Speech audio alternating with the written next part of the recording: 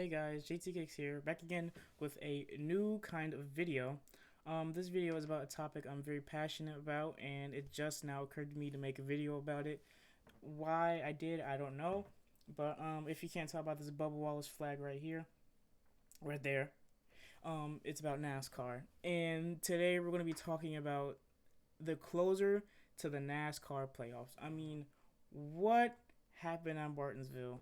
I mean, it was crazy. It was nothing you could have predicted. Like, the 2022 NASCAR season keeps giving and giving and giving, and it gave today. Like let's just talk about it. Like, it was absolutely insane what went down this weekend. Now, the elephant in the room, of course, is Chastain rim riding the wall. I mean, I was watching it live and I literally jumped out of my seat on the screen like, oh my god, what is he doing? Because you would never see someone do that. Well, you did see someone do that, and we're gonna talk about that in just a little bit. But Chastain rim riding like that, I thought he just blew a right front or something. I thought his brakes got bad and he just like, screw it, we're gonna just rim ride the wall. He did that on purpose, and the crazy thing is, it put him 4 points above Hamlin to get into the final four. I never thought it would come down to that. But like I said before, the 2022 NASCAR Cup season, absolute insanity. The response from the fans, they enjoyed it. I enjoyed it, clearly. I mean, you can see my energy. That was crazy. I'm not even a Chastain fan, mainly because of what he did to Denny and then Chase earlier in the year. I'm not even a Chastain fan, but that was just, the balls to pull that off, insane. Absolutely insane. That was video game. He video gamed it. Point simple. He video gamed it, and I thought it was the craziest thing to close out the playoffs. Congratulations to him. Congratulations to Trackhouse and Pitbull and Justin Marks for getting Chastain, because Melon Man is crazy. I get the base, I got beef in the cook, a bit part of diamond, but they sit on my wrist. They said it was signing, looking for some cheese. I told them. Now, while the fans enjoyed it and the media alike, the drivers themselves didn't really rock with it. Joey Logano, the guy who locked himself in on race one, he was like, oh wow, that's impressive, but he was not really commending the move. And many other drivers feel like NASCAR needs to put in a rule past today before it opens up Pandora's box. Now, every Xfinity race, every truck race, every cup race, no matter the track, this wall riding is going to be a play. That's not good. That's not good. I mean, it was awesome. It was cool. I mean, it happened for the first time. There's no rule against it. There needs to be a rule against this one because it's, I don't know if it's... Which, to be fair, I mean, yeah, because the way we've seen drivers act recently, the driver's code is completely changed from even the early 2000s. People will run you over, even if it's for like 25th position. The etiquette of the drivers has really changed, and even though it was a cool and exciting move, it was very cinematic, for lack of better words. I really wouldn't be happy if this kept going, because doing it for the one time, I mean, doing it for the one time, I get it. I do stuff for the one time too, but doing it for the two time, now it's out of hand, and we really shouldn't go past the one time rule. And what's really crazy about it all is Kyle Larson, resident goofball for the Cup Series. He wasn't really rocking with it. He said it was an embarrassment to the sport, which is crazy because he pulled the same move last year at Darlington on Denny, and if I remember correctly, he did it just to win the race. He already advanced to the next round when he had did the video game move. Gosh, it's just a bad look. Like, I'm embarrassed that I did it at Darlington, and it probably, maybe if I didn't do it last year, people wouldn't even think to do that. So I'm embarrassed myself, and glad that I didn't win that way. It's embarrassing. But I guess since it paid off for Chastain and not him, he's like, oh, I wish it would have worked for me. That's very condemnable. We should not do that again. I stand up for right racing. Like, Larson, come on, bro. Next big topic that got overshadowed by Chastain's big brain move was Christopher Bell's second walk-off win to end a round. He was negative not only in round of 12, I think it was like negative almost 50 points, 50, 60 points coming into the final race, round of 12. He won at Charlotte with a crazy walk-off win. And I called it on Twitter. I said he pulled off the Toyota TRD commercial, because in the commercial, he's in the 20 DeWalt at Charlotte doing donuts, and then he was in the 20 DeWalt at Charlotte IRL doing donuts. So he pulled off the TRD commercial and walk-off won. And then coming into this week, people are talking about him again. Christopher Bell's in the same situation he was in 3 weeks ago. Can he pull it off? And I think Christopher Bell is a great driver, but I honestly did not think he had it in him to pull it off, because you know he's a young guy, and to his credit, the young talent we have in the sport now is crazy. These guys are younger and younger, coming in with bigger and bigger brains, more or less, if you catch my drift. But yeah, congratulations to Christopher Bell, because winning 2 walk-offs in a row on race 3 of 2 different rounds, and now he's in his first championship appearance. I think he's like 26. That's crazy. I mean, I think Christopher Bell is well on his way to be one of the greatest drivers of our time. This year he's really shown some strides to really pick up his racecraft and his drive craft. And honestly, I'm excited to see what he can do next week at Phoenix. I'm very excited for what he can do at Phoenix. Next, we have Bubba Wallace's return from his Las Vegas suspension. I would just like to get out the way, since I didn't make a video about it 2 weeks ago. I decided to wait till today to make a video because it's the end of the playoffs. I love Bubba to death. Not to death. That's a bit weird, because whatever. Bubba is my favorite driver through thick and thin. My favorite driver forever and always. But as I'm sure he knows now, 2 weeks later, I just felt in the moment he cannot do that, because as a black man in a southern white dominated sport, in a redneck dominated sport, you cannot afford that on your black image. We as a black community around the sport of NASCAR, and really in the world, trying to break into white dominated spaces, we cannot afford that on our image, because the fans were just waiting for Bubba Wallace to really pull the aggressive black man card, and as soon as he right reared Kyle Larson, that's all they needed to do. And I get his frustration, because Kyle Larson did wall him, but to full throttle and then cut down was really just not the right thing to do, clearly, because it almost cost Christopher Bell his championship 4 hopes. It literally crushed it up until the last 20 laps of today.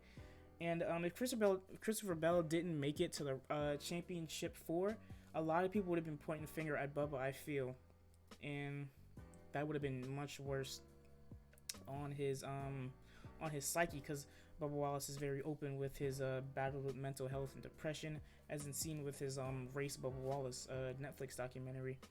And it was just really bad all around. And then to walk across the track and then start in a one-sided shoving match with Larson, that wasn't good either. And then in the heat of the moment, I understand the heat of the moment, but the comments he made at that point was just it really just worsened the situation more and more and more. Now, of course, as he walked out today, he got booed at Martinsville. I mean, when does he not get booed? Let's be real. But I believe Bubba Wallace was very apologetic. I watched his comments on the Xfinity pre-race yesterday, and he seemed very apologetic, and he seemed like he really learned something from the whole experience. And I saw a little bit of that today with Martinsville. It's the theme to beat and bang on every driver. But I saw he was very conservative, especially racing around Larson. He was very conservative with how he was being aggressive, because I feel like he knows how he needs to lay low for a little bit and let it all wash over. Knowing that he's a black man in a white sport, it will wash over in about 30 years. But when it does wash over in time, I feel like he will be able to bounce back. I feel like he has already bounced back, because he did net himself a top 10, finish P9. So, woohoo, go Bubba Wallace. Yeah. I feel really good about his return. I really do. one thing I forgot to mention. I had completely glossed over Homestead, and it sucked in Homestead because John Hunter Nemechek qualified. What did he qualify? He qualified 4th in the car, and he spun out on like lap 27.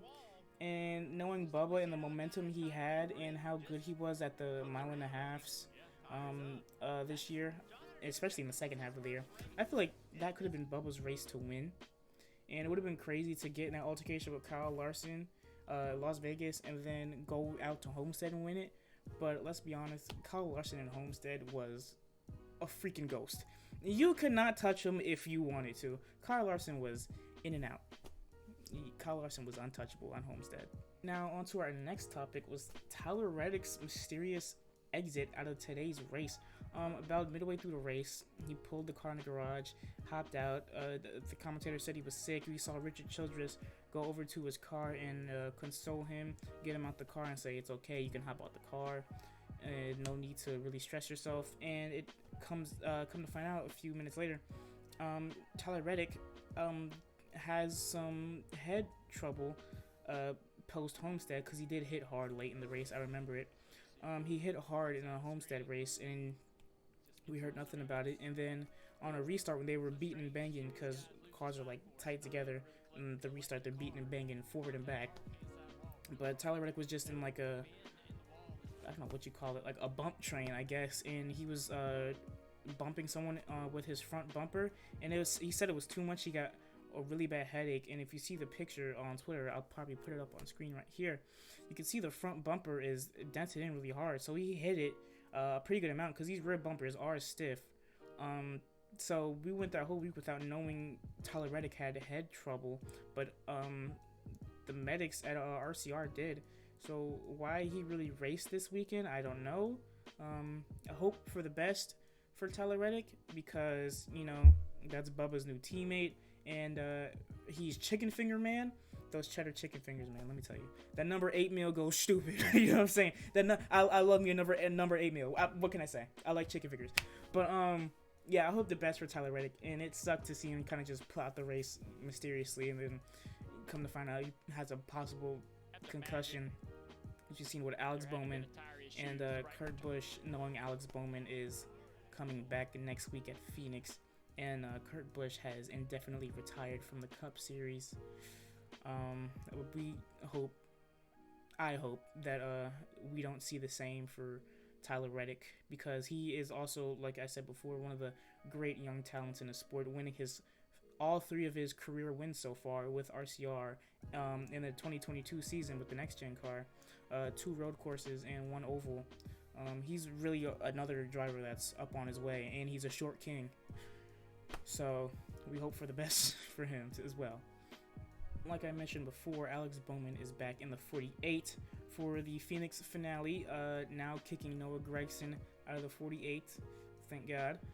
It's good to see Alex Bowman back for after his Texas rear end. Like he said in Texas, that was the hardest hit he's ever had in his life, and I'm pretty sure he broke his legs before in like a dirt model crash or something like that a few years ago. So for him to have a minor rear end and have that be the hardest wreck of his life, I mean that's something serious.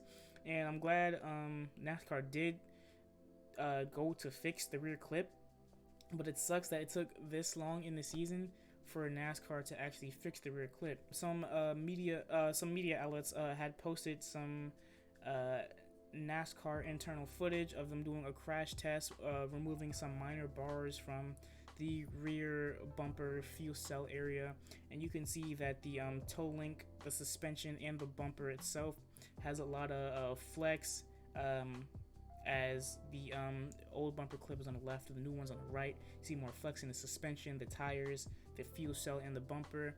My only concern is that hopefully the fuel cell doesn't explode and cause a fire. So obviously you don't want a driver to be stuck in a burning race car. That's never good to see. But hopefully these new implementations for next year at the Clash and at the 500 of these new rear clips, hopefully we don't have to see them be put in action. But if they do get put in action, let's hope no more head injuries, because the drivers have absorbed way too much impact. The next gen car is good because the drivers No, the next gen car is good because the car does become more stable under heavier impacts, which allows for a more of a fighting chance happen a driver getting a wreck. But it sucks because it wrecks the drivers, for lack of better terms. We don't want to see any more drivers get hurt because we've taken a leap back in safety in the sport over the past 10 months or so. So yeah, always want to see the drivers healthy and make sure no more Tyler Reddick's, Alex Bowman's, or Kurt Busch's come about after the Phoenix finale next week. What the heck happened to Kyle Busch? I mean, first Darlington, then Bristol. I mean, just all over the year, he's been having trouble with JGR. I think JGR is sabotaging Kyle Busch. I'll be the first one to say it. I genuinely believe, and I'm not a conspiracy theorist for anything at all, like political, whatever. I'm not a conspiracy theorist for anything, but I believe JGR is sabotaging Kyle Busch because this is the biggest fall off I've seen from Kyle Busch. Nonetheless, he hates to lose, so for his playoff send off to be like this in the 18 M&M's car, it's weird. Joe Gibbs gave up on Kyle Busch before Kyle Busch gave up on Joe Gibbs, which then made Kyle Busch give up on himself. It sucks to see because Kyle Busch is a two-time champion, one of the future Hall of Famers of the sport, I think. It sucks to see, just to see the Candyman not so sweet anymore. He finished 6 laps down, and if it weren't for like the 4 cars that wrecked out of the race, he would have been dead last. It was before halfway in the race he was already 5-6 laps down, and that's so uncharacteristic for KFB. I mean, no one expects to see that from Kyle Busch, and I hope Kyle the Candyman next week in Phoenix has a much better send off, and it would be cool to see the fans like cheer him on instead of boo him because he's leaving the 18 after Phoenix this year, and it would just be great to see because Kyle Busch has been in the 18 M&M's car for I think like 2007 to now. That is 15 years. That's literally my entire childhood. I've known Kyle Busch in the 18 M&M's Toyota. I have a Lego set. I went and bought a shirt as soon as he announced that he's going to RCR because like this is crazy. Kyle Busch is leaving 18. I was never a super big Kyle Busch fan, but I feel like I kind of have to because this is childhood. This is childhood right here. Candyman Kyle Busch. I always remember hating him, and now I kind of like him really because JGR has been screwing him over, and he doesn't deserve that. He really does not deserve that for all he's given that team, and for how much he's built up that team. He's really just doesn't deserve that. And I mean, and his crew chief has had the last 4 weeks off because Las Vegas. Ben Bayshore, no, not Ben Bayshore, but the tire changers dropped the ball, and then now Ben Bayshore, his last race with Kyle Busch was Las Vegas, and whoever takes over the 18 car, Gibbs. Whoever takes over the 18 car, is going to be racing their first race without the crew chief. And for the person who nobody knows who's going to be in there next year, I can care less if they have an unsuccessful week. That's just me. To harp on the Kyle Larson Bubba Wallace incident, the media, I feel this season have perpetuated the rivalries like crazy. First it was Chastain versus the world. Well, it was Chastain versus Hamlin. Now it's Chastain versus the world. Every time Chastain's near a car, the commentators go, "Oh, remember when Chastain, blah, blah, blah, blah, blah. Remember when Chastain, man. I mean, I love the NBC booth, Rick Allen, Dale Earnhardt Jr., Jeff Burton. They're probably the best motorsport commentators for American motorsports out there. I love their commentary. I always look forward to an NBC broadcast hearing the three of them. But I feel like they just get... Ross Chastain versus everyone gets perpetuated way too much.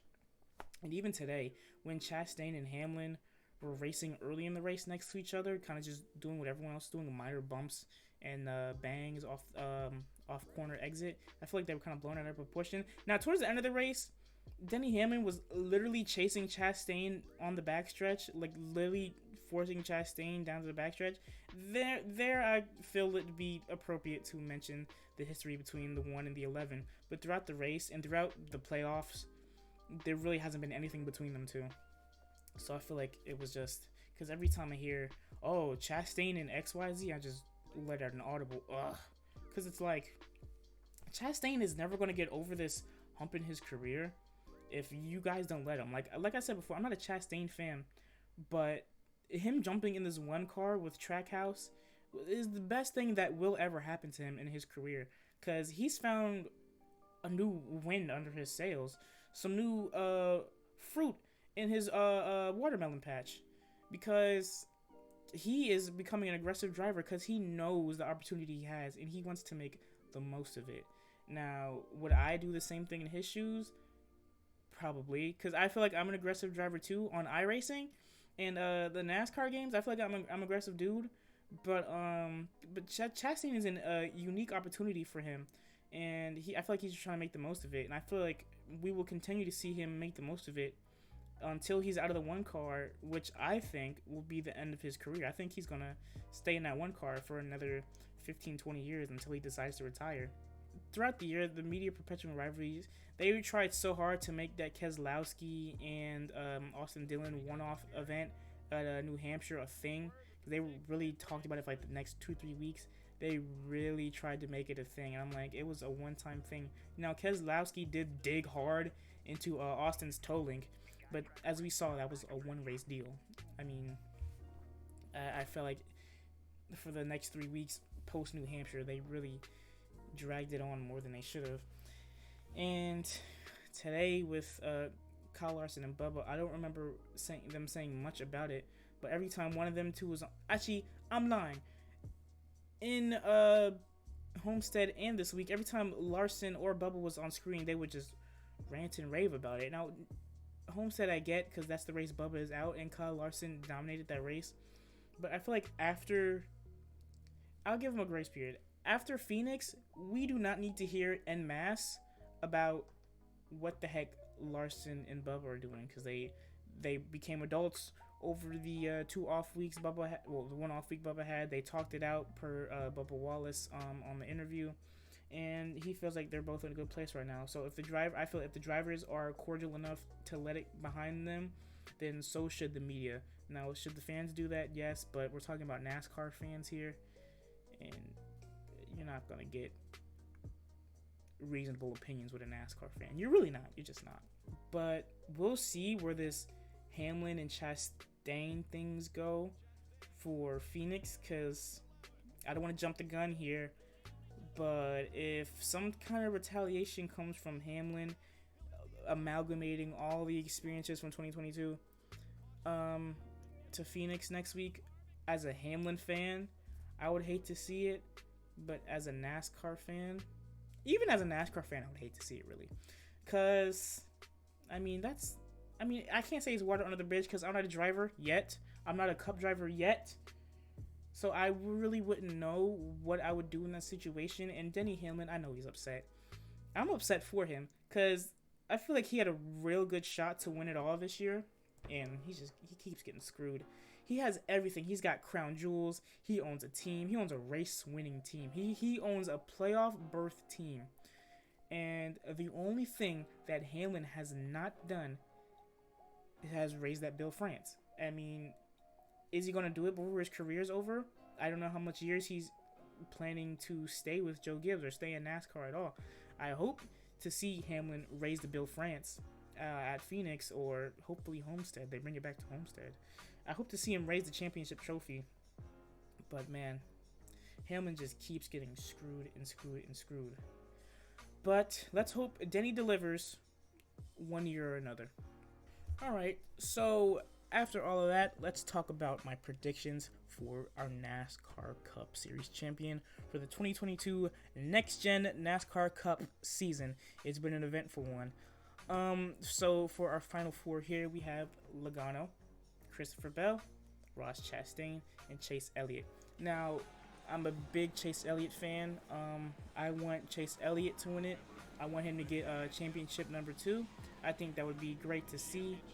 But if I'm being realistic, Before the end of today's race, I said Logano's got a shoe in to win it because the Toyotas I didn't feel were really strong at Phoenix earlier in the year. I might be remembering wrong, but I don't remember them being super strong.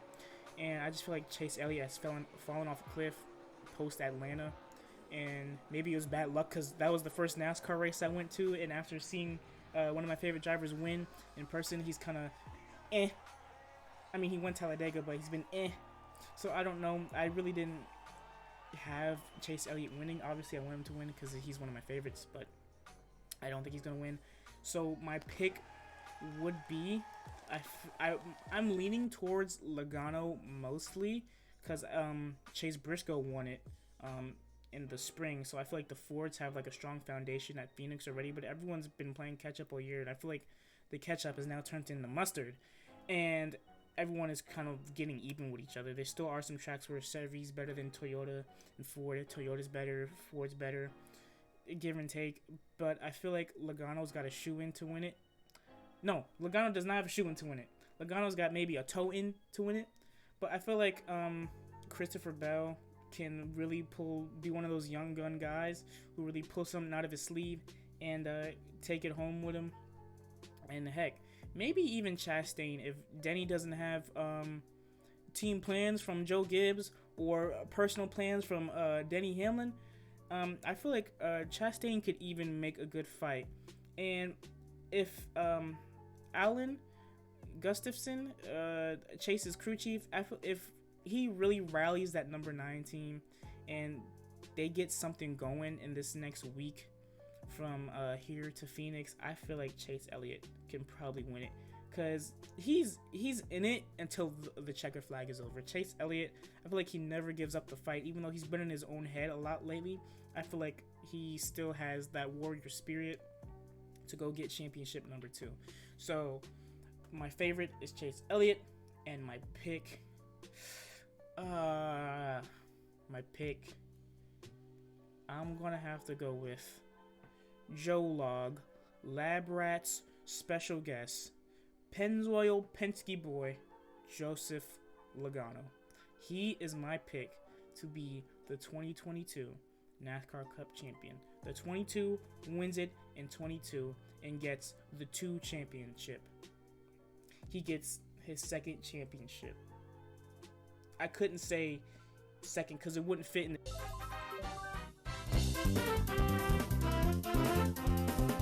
To start off our Xfinity segment, let me just say, man, I'm happy what happened. Not because I'm a Ty Gibbs fan. In fact, that's farthest from the truth. I'll be the first to tell you, Ty Gibbs, I really don't care for the guy. But what happened, I'm happy what happened. Because it does suck for Brandon Jones, him being the pole sitter and him needing the walk-off win himself. He got dumped by a teammate. Probably not next weekend, they won't be teammates, but whatever. He got dumped by a teammate, affiliate, and going into the final quarter for the final lap.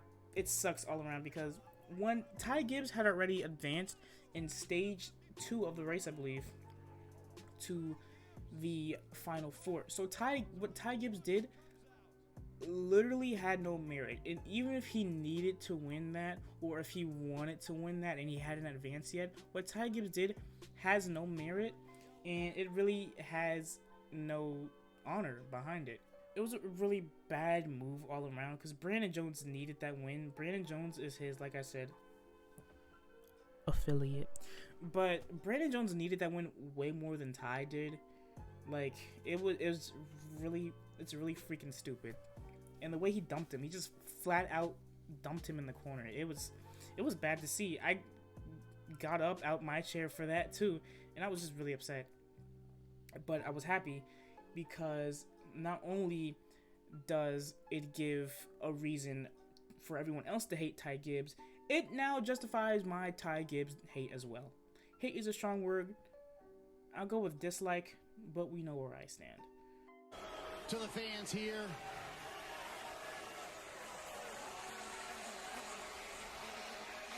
you can hear the reaction. So Ty, the contact with the 19 looked very, let him get the checkered flag.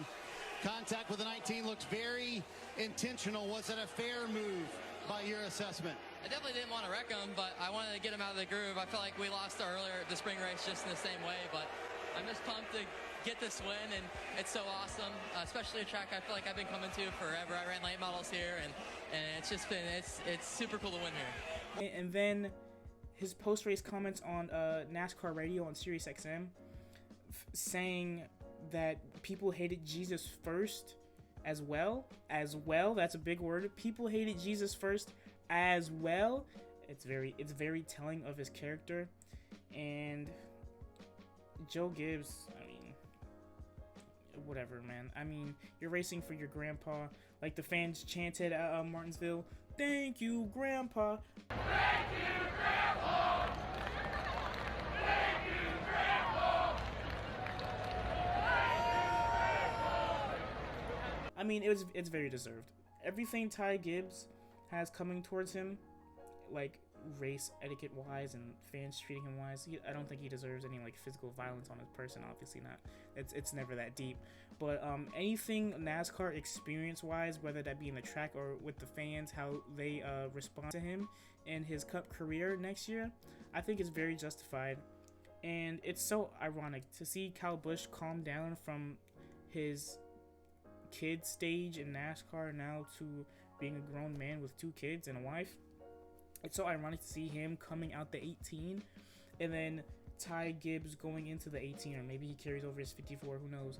But it's so ironic to see the driver replacing Kyle Busch is in essence Kyle Busch.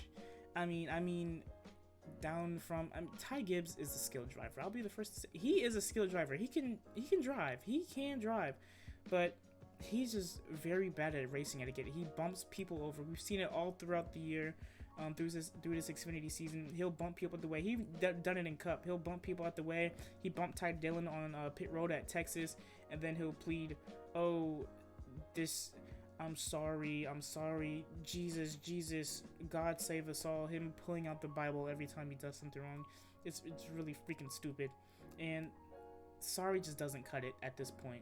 You are going to be a Cup driver. A lot of opportunities that guys at your level and below your level just dream they could be in a top ride right out the gate in their Cup Series career. So you being going to your full-time Cup Series season next year, and then having a lot of experience with 2311 this year, so you already kind of indoctrinated yourself into that Joe Gibbs Cup program. It's very sucky to see someone in his position driving like he is. I really just don't appreciate it as a fan and as an aspiring driver. That just is like an example of what not to do. And I like what Noah Gragson said about it. He slipped up and called it Ty Gibbs Racing instead of Joe Gibbs Racing. I'll play the clip for you guys here. I guess that's kind of got to deal with that when you're driving a Ty Gibbs racing car. I mean, Joe Gibbs racing car. I just thought, I'm not a Noah Gragson fan either. Noah Gragson and Ty Gibbs are probably my 2 least liked NASCAR drivers. I'll be honest, more for a reason for Ty Gibbs than Noah Gragson, but I just don't really care for either of them. I was more of a Allmendinger fan of the Xfinity series. To see Noah Gragson, I can appreciate Noah Gregson's sense of humor. He's definitely got a humor and a personality about him, whereas Ty Gibbs is just this silver spoon-fed, just uppity, I see myself above everyone else kind of guy. I mean, it's freaking stupid. It really sucks to see. I hope Brandon Jones, knowing that he is going to Junior Motorsports next year, racing for Dale Jr., I hope he reinstates his JRM contract just 1 race earlier than he should. I hope he ruins Ty Gibbs' chances at the championship. I really do. Because what Ty Gibbs did to him and what he's been doing in the Xfinity Series this year, there's really no place for it at the level he is at and the level he is going to.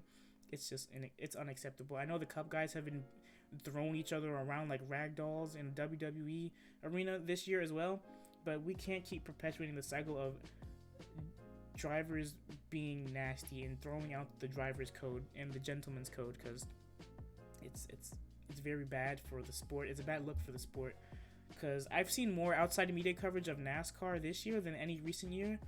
And while some of it has been for the historic moments like Bubba Wallace becoming the winningest African American Cup driver, Daniel Suarez becoming the first Mexican-born Cup driver to win a race, they have been picking up on the historic moments, and even so, just the new car being instated into NASCAR.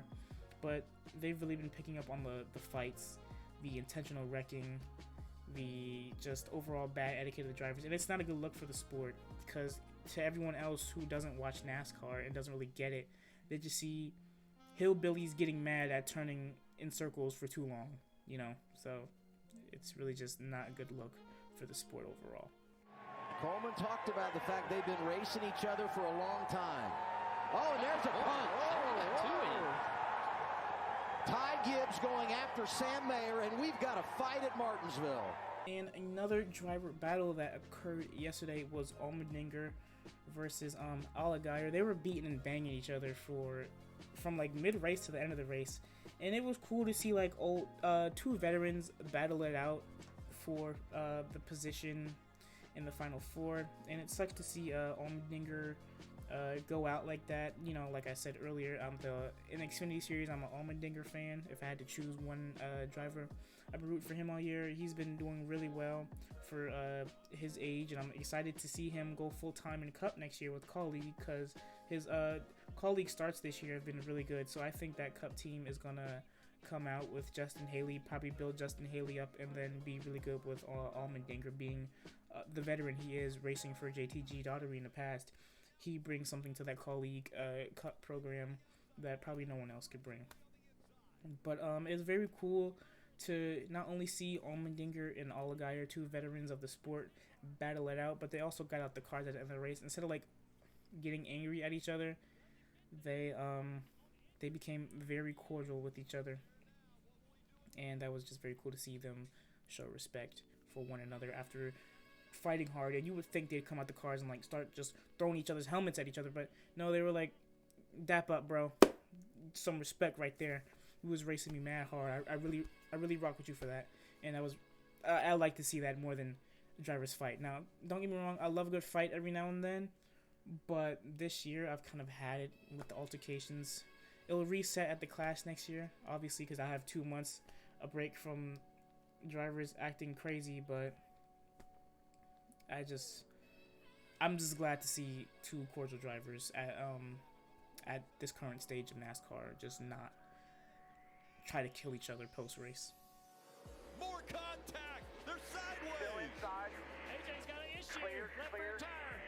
Another fight that happened at Martinsville, as I was just trying to put a positive note on the season in the Martinsville race, Austin Hill versus Myatt Snider.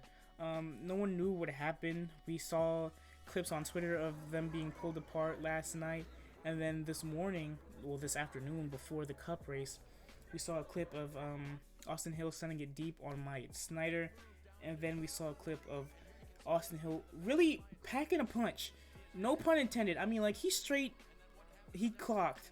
I'll be honest, he clocked Myatt Snider, and it sucks because Myatt Snider's a good dude. Myatt Snider's a cool dude, and I feel like Austin Hill's a cool dude too. But Austin Hill, he's really just not trying to be pushed around as a rookie in Xfinity Series.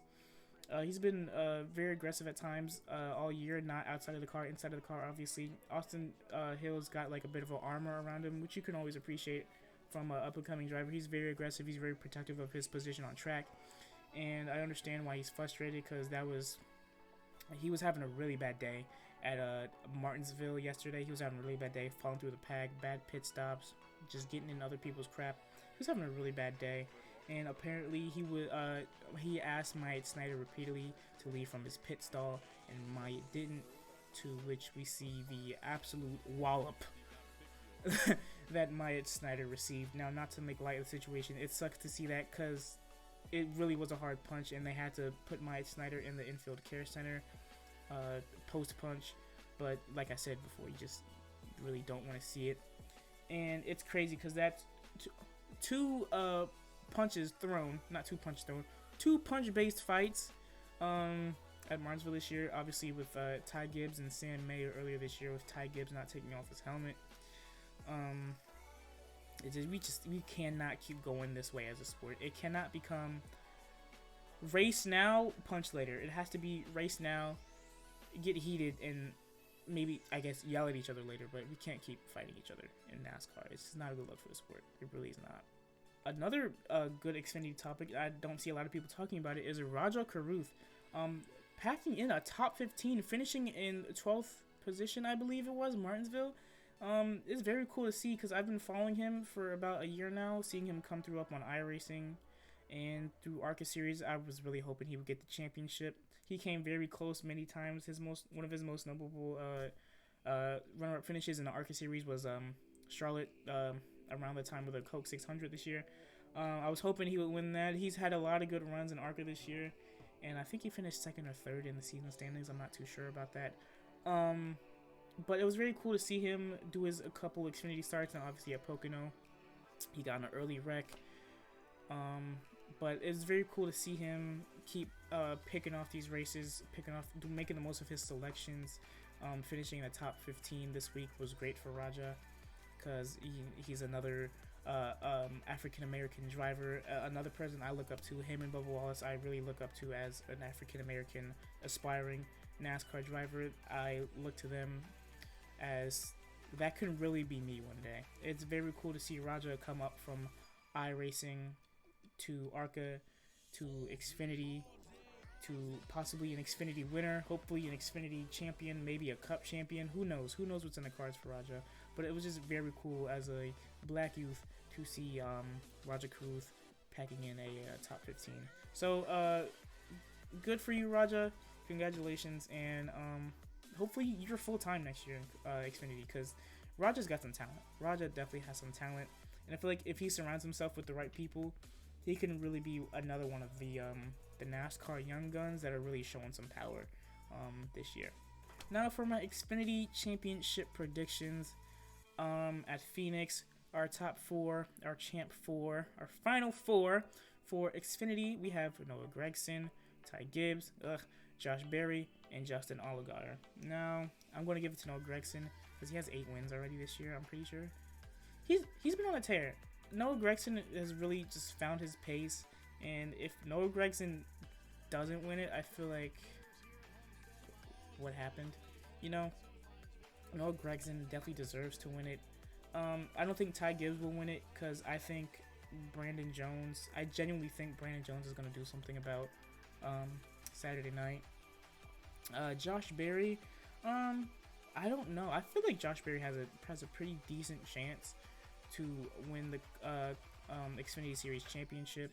I've seen some pretty good stuff out of him this year.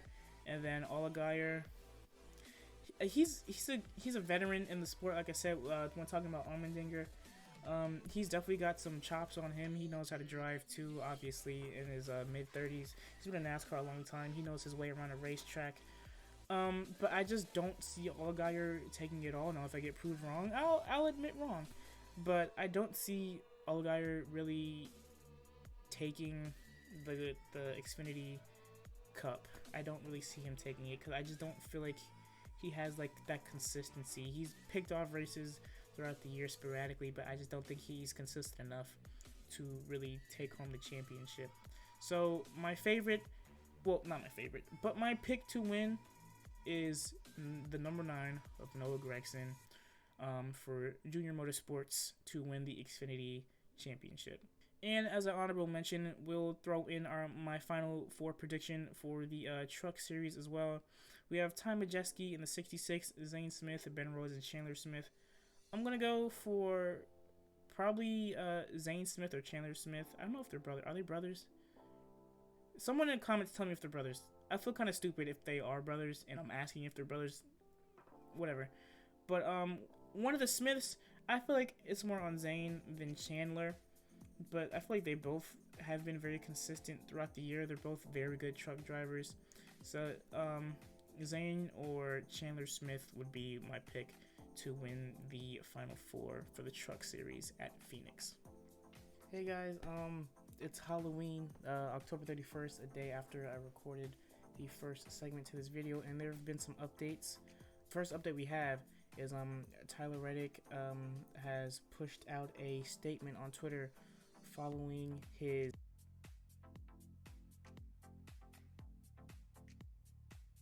sudden out in the race on Sunday afternoon, and he writes, "Update on my current situation.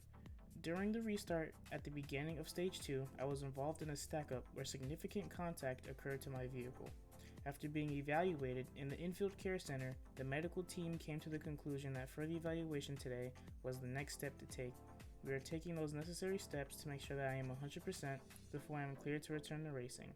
I am feeling better and working hard following the instructions of the medical team." Now, I'm going to be honest, I don't like the way that sounds. I think we have another Alex Bowman situation on our hands where a driver has a concussion and they know it, but they just don't want to say it yet. They want to wait till later in the week, but this just sucks for Tyler Reddick because this really sucks for Tyler Reddick because he's really up and coming in the Cup Series. He's been in the Cup Series for like 2 years, rookie season 2020, I believe. And it just sucks to see because he got 3 wins this year already with RCR. He's getting shipped over to 2311 next year, where I think he's going to have a lot of success in a 45 car. So it just sucks to see that his career season could be ending with a concussion protocol. That's never something you want to see. Disqualification from 4th position yesterday. NASCAR tweeted out, "News: the number 6 car has been disqualified at Martinsville Speedway for not meeting the minimum weight requirements per NASCAR rulebook section 14.11.2.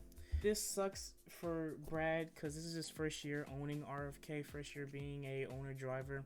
So I'm sure he's got a lot of stress on him. And they had that big, I'm pretty sure it was L3 penalty, and early in the year they lost 100 drivers points, a big fine to the team shortly after was it Daytona or Atlanta, something like that. Really early in the year, so it kind of screwed Brad Keselowski early in the running, kind of took all the wind out of his sails. And they've had some struggles throughout the year, but Chris Buescher winning at Bristol in the playoffs this year. Chris Buescher and Brad Keselowski both picking up their top 10, top 5s within the second half of the season. It just sucks for Brad as well as the owner driver, like I said, to have his first season owning RFK Racing to be so rocky. But I get it because, as they say in NASCAR, if you're not cheating, you're not trying to win.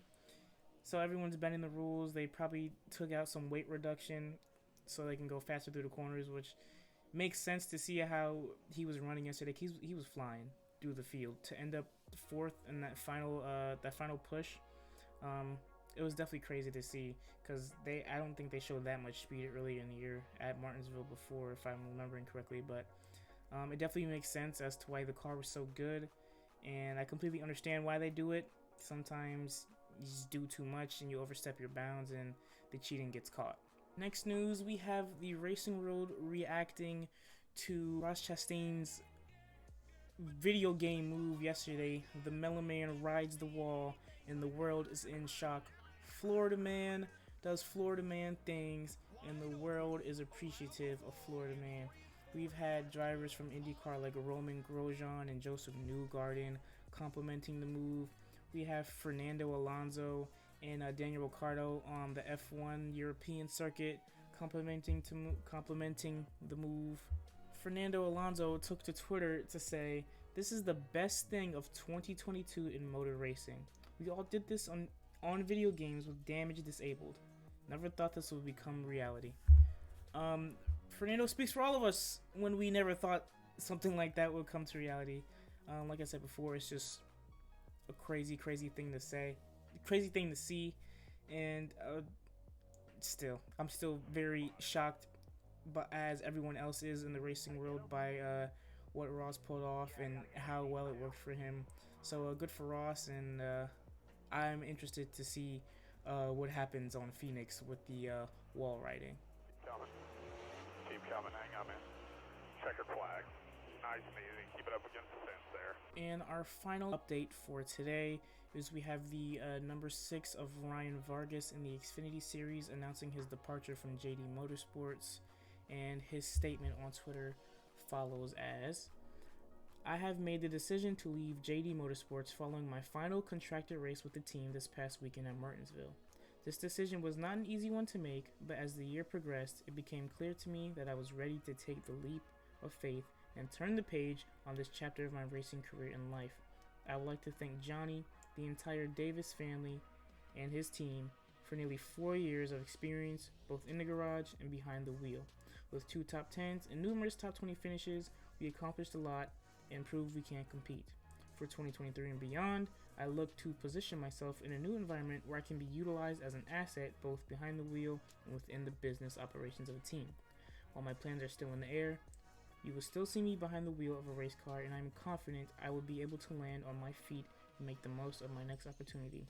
While one chapter ends, another begins. Sad to see Ryan Vargas leave the number 6 car, but hopefully he can find a equal or even better ride and a more consistent ride, because he was in and out the car this year. So maybe next year in Xfinity he'll find a more consistent ride and we can see more of a showing from him, because I feel like a lot of these drivers, Ryan Vargas being one, if they just get put with the right group of people, they can really become something great. And I think Ryan Vargas is another one of those people who can be molded into a great race car driver. So I'm excited for 2023 and what happens for Mr. Vargas, and good luck to him. And that is it for our updates on this Halloween night. While it's taking me a while to edit this video, more news from the Ross Chastain situation keeps emerging, which honestly is kind of good. First off, we have is that Ross Chastain has announced that he's going to be selling a shirt on his website, and it is a cool little thing of the Moose Trackhouse car that he rode in the wall at Martinsville that reads "Haul the Wall," and it describes the move officially as the Hail Melon. And the shirt is honestly kind of cool. I like the red, I like the green. I want the shirt, plain and simple. I want the shirt. It's probably gonna be sold out as soon as it goes live, because this is the most popular thing in NASCAR in maybe the past decade or so. Like, this has reached new levels. NASCAR hasn't been this popular since Bubba Wallace took a stand in Talladega in 2020.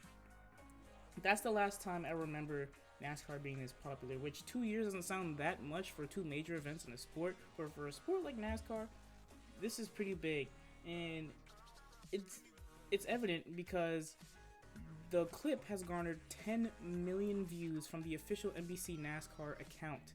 10 million views on Twitter and on TikTok, on both platforms. The sole amount of this clip has reached 10 million views. That's big. This has brought in people who don't even follow NASCAR to my timeline. You're like, I don't even watch NASCAR, but this was freaking insane. This is the coolest thing I've ever seen out of NASCAR. This is bringing fans in. So in turn, this is very good for the sport. I'm excited to see how many people tune in for the championship race to see how Ross Chastain performs in that final race. And this is just overall very healthy for the sport. It's great to see that so many athletes, non-athletes, just casual people who never watched NASCAR, never thought to watch NASCAR, are now watching this clip and like being entertained by the 2022 season, as much fans alike have been entertained. The non-fans are being brought in and are enjoying the content that they see, so that's always a good sign. And to harp on the fact that this is expanding new grounds, IGN and Kotaku, two both very big video game publications, made articles about how Ross has performed a video game move to win a race. So NASCAR, which is never even, I'm pretty sure the NASCAR video games are never even talked about on the video game websites. So the fact that the real life NASCAR playoffs is getting brought up is very good. It's very good for the sport. Like I said before, it's very healthy. Something I cannot wait to see where this goes. Hopefully we grow the sport. That's all we can hope for at this point, is to grow the sport from this and get some good traction for the longevity and the sustainability of the new fan base that NASCAR is trying to bring in. Out of everything NASCAR has done, I feel like this organic moment of Ross Chastain just making a split decision, not even a split decision, because he knew he wanted to do it. He had planned to do it, and Ross Chastain is going to be the Renaissance man for NASCAR, and I'm very happy to see where this clip is reaching. Well, thank you guys for watching this very different video. I hope you guys enjoy it, because I will be making more NASCAR content, because it's just something I really love. I love it to death. I've loved it ever since I was 3 years old. My first Halloween costume that I can remember was a race car driver, all the way back in pre-K. I love racing, and if I can somehow get into a NASCAR driver's pipeline to somehow make it to Cup one day, race alongside my heroes, Chase Elliott, Denny Hamlin, Kyle Busch. If I could just race alongside my heroes, that would be great. I will be posting this on my main channel on JayTKix, and then I will be making a separate channel that is going to be NASCAR centric. Maybe I'll branch out into F1, because I do watch F1 a lot, but I'm not sure about that yet. For right now, we'll just be talking about NASCAR. If you guys want to see more NASCAR content from me, please hit that like button, and then you can follow me on Twitter at JayTKix. I talk a lot about NASCAR there, amongst other things, but mostly I use that for my NASCAR opinions, and I feel like I just wanted to take those Twitter's opinions and put them in video format, because I feel like I got a better outreach there. So yeah, follow me on Twitter at JayTKix if you want to see me talk more about NASCAR. And like I said, this will be going on the main, and I will be making a NASCAR and or racing centric channel for future purposes. And if any NASCAR teams see this or any of my future NASCAR videos, just know if you need a driver to pick up and mold into a future Cup champion, I'm your guy. I have no real racing experience besides iRacing and video games, but any experience I can get my hands on, I would really love to do. So yeah, guys, you guys have a great day, and if this is your first time really hearing in depth about NASCAR, I really implore you to check it out, because it's really not just people going in circles for hours. There's so much to it. There's just so much to NASCAR that I can't wait to deep dive in with this channel over the years, hopefully, and hopefully be in NASCAR one day. Who knows? Who knows what I can do?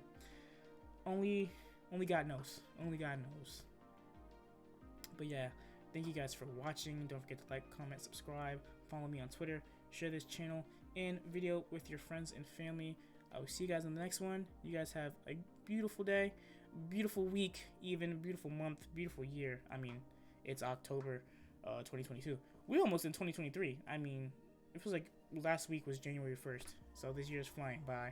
But you guys just have, we'll put it this way, you guys have a wonderful time in your life, and I will see you guys in the next one. Peace out. Hey guys, JayTKix here, back on November 3rd.